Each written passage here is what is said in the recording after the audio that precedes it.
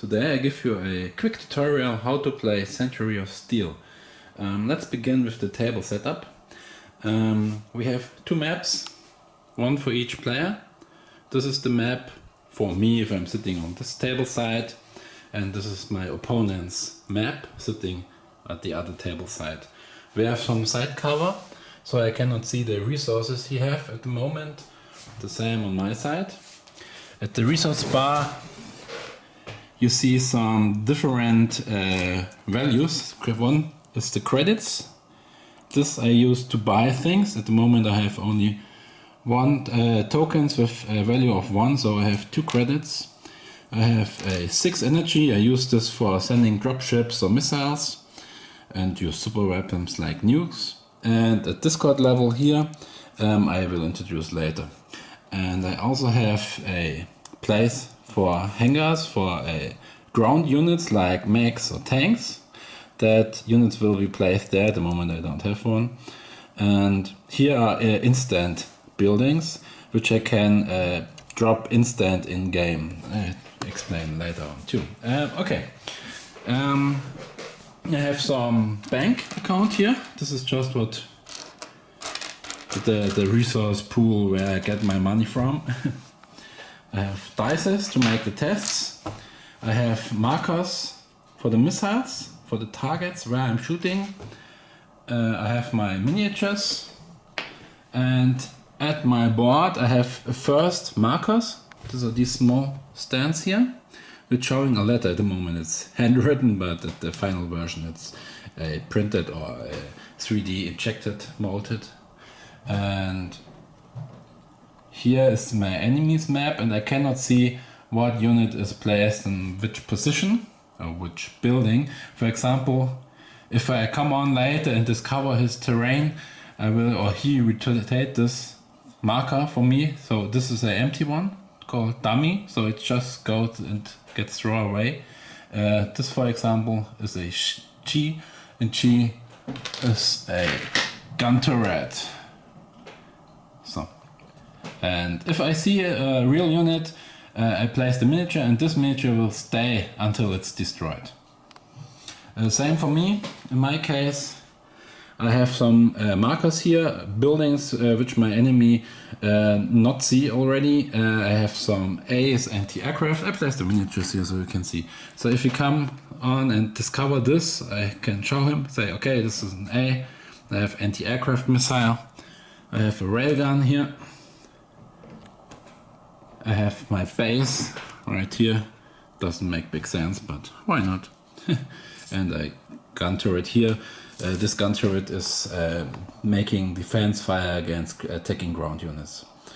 Okay, this is the main setup. I have some quick sheet printed at the back side of the rules later on, which shows all unit values.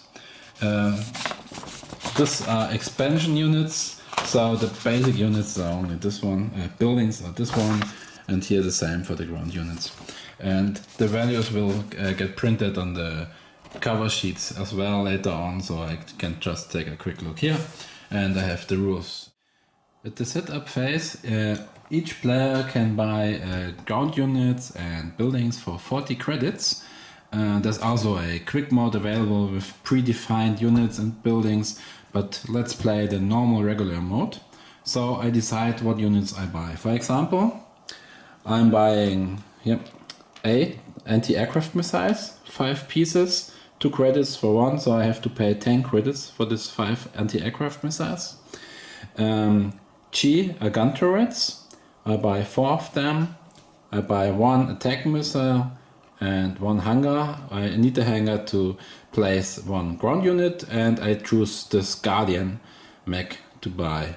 The hangar costs 2, the same for the missile and the gun turrets. The prices are very simple to learn.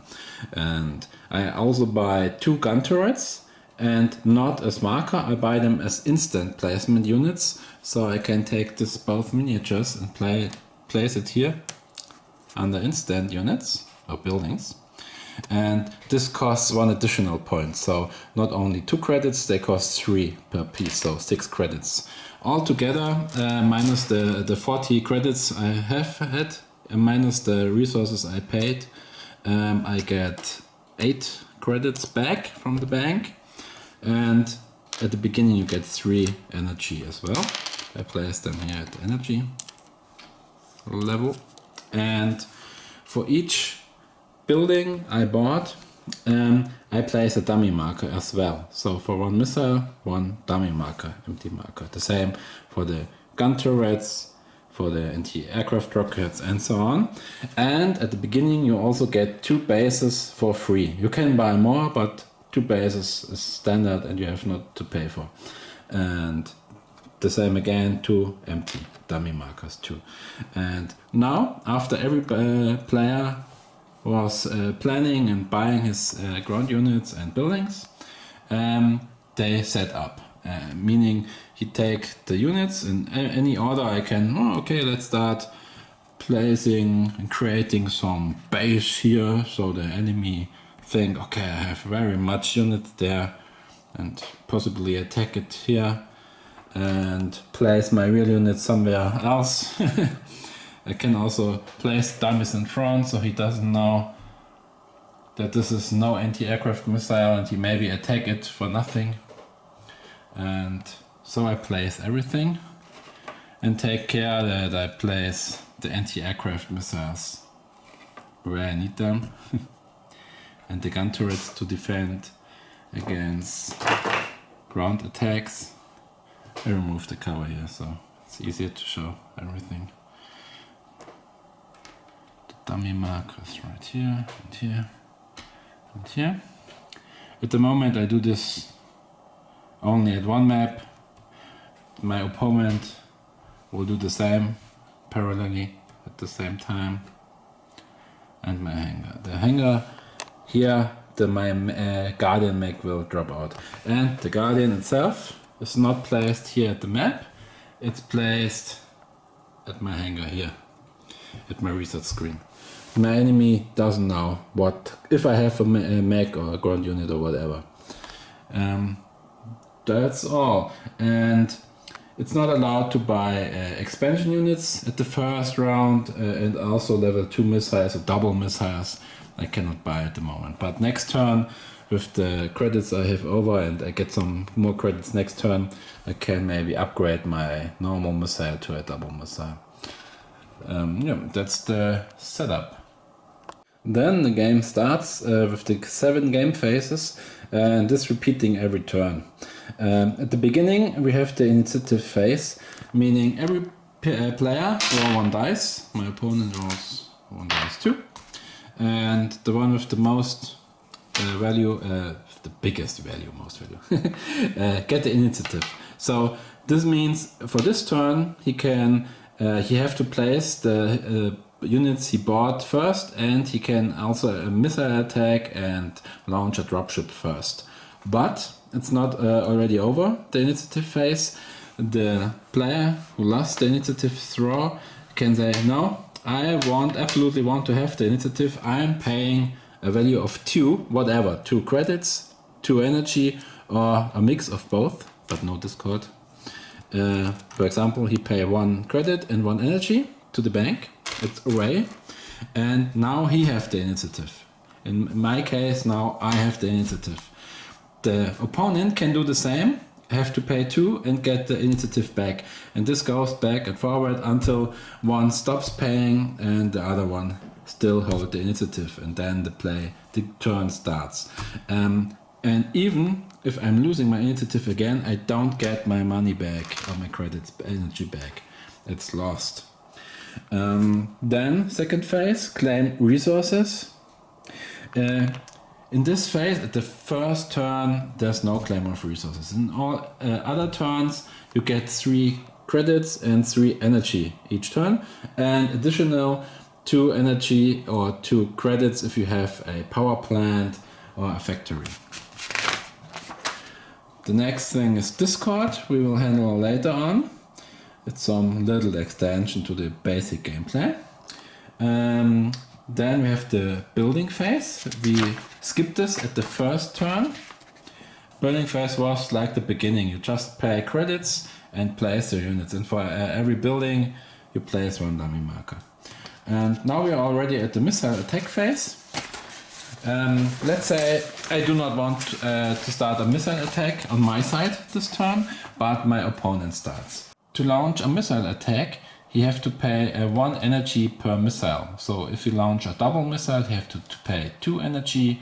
If you launch a double missile and a single missile, he have to pay 3 energy.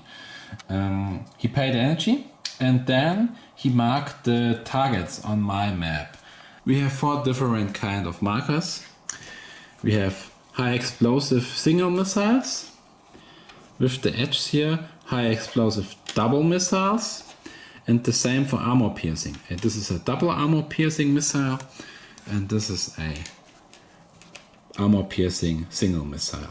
And we have more of these markers, so he can, for example, if he launch, I have to say the warhead you can choose freely. If you have 1 missile launcher like I have here, I can say this fire a single missile armor piercing or high explosive. I can choose freely. But here every missile launcher only fires 1 missile or 1 double missile each turn if I pay the energy for.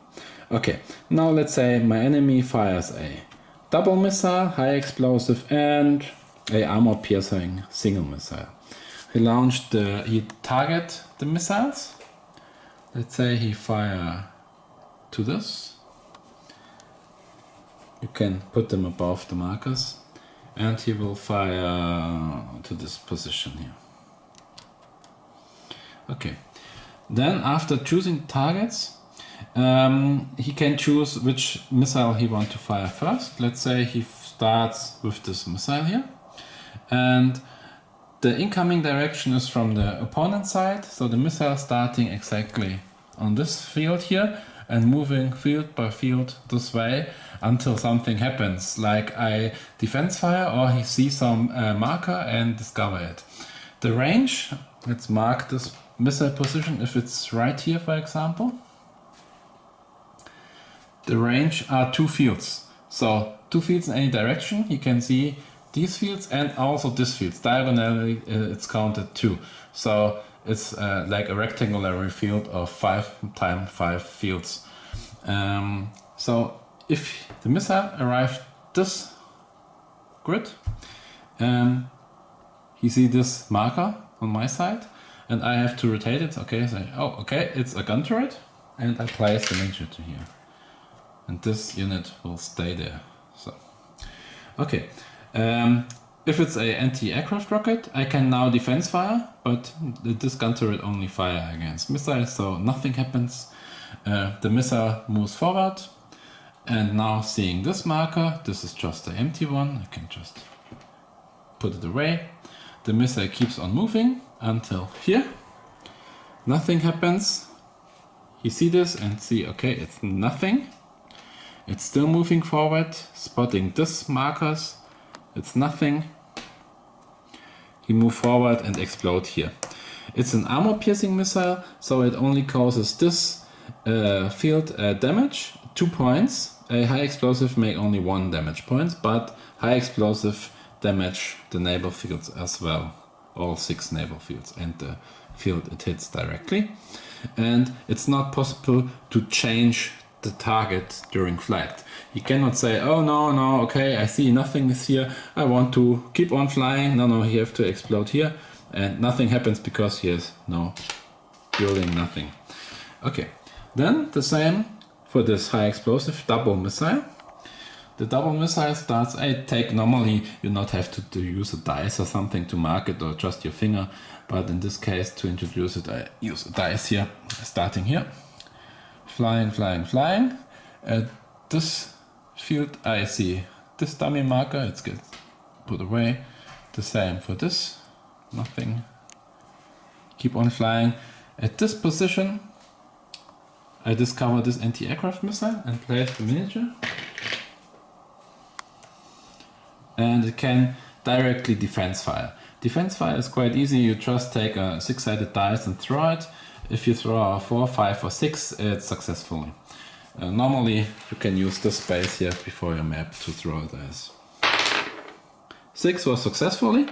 So the anti-aircraft rocket hits one missile. It was a double missile, so one missile still flying, keep flying.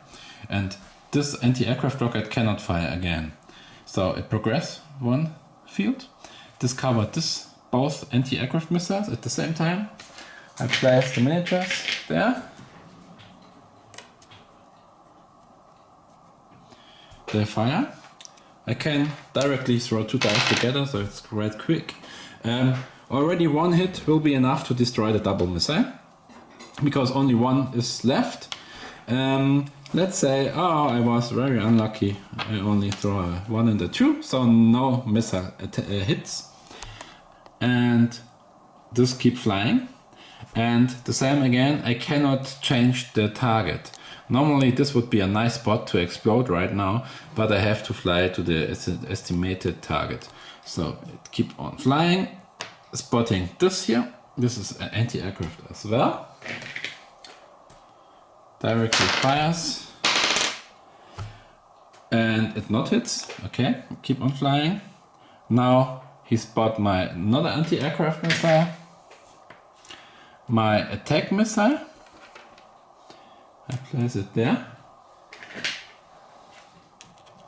If I'm losing it, I cannot attack back. And a gun turret. And now again my anti-aircraft missile, anti-aircraft rocket fires 3, misses. Oh, okay, that's quite bad. I normally want to destroy it now. Keep on flying. He discover my base and another gun turret. I place the miniatures there. And keep on flying. Now it's right above the target, but not already explode. He first discover everything he see from this field. He can see this and this as well. So he see my target and my gun turret and my hangar. I place them here. And if I find it, my hangar, right here. And then he explode right here in this zone and causes 1 damage per missile. It's only one of the double missile left. So 1 damage point to this units, this, and these empty fields. Nothing placed there, so nothing happens. But my regular defense missile, my attack missile gets hit by 1 damage point. The gun turrets have a 2 health points, so they get only weakened, get 1 damage. So I rotate them by 45 degrees. Minions have just 2 health points, so it's okay if you just rotate it. For the buildings like the base, which have much more health points, you can place a little health track marker dice and count the damage. And then the attack is solved. And he's now see all my miniatures there. Yeah.